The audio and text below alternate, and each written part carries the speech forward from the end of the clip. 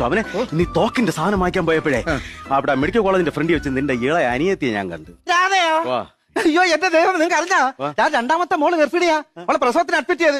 എന്റെ കൊച്ചിന്റെ അടുത്ത് എനിക്ക് പോകാൻ പറ്റില്ല. ഇത് ആരോട് പറയണ്? എടി പ്രസവാദി കയറി അവളെ കണ്ടിട്ടല്ലേ ഞാൻ വരുന്നത്. എന്റെ കൊച്ചിനെ കണ്ടു. എന്നിട്ട് എന്റെ കുഞ്ഞിന് അങ്ങനെ ഉണ്ട്. കുഴപ്പമൊന്നുമില്ല.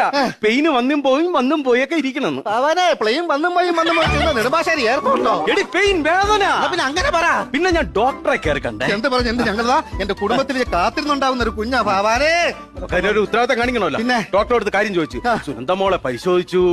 കുഴപ്പമില്ല, നിങ്ങൾ ആരും ടെൻഷൻ അടിക്കണ്ട. കൊച്ചിന്റെ വയറ്റിൽ അനക്കം ഉണ്ടെന്നു.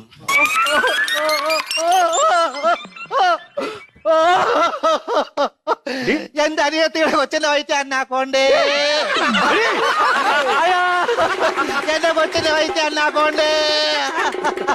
എവിടെല്ലാം നേരത്തെ എന്തെല്ലാം ഉരുളി കമത്തി എന്നിട്ട്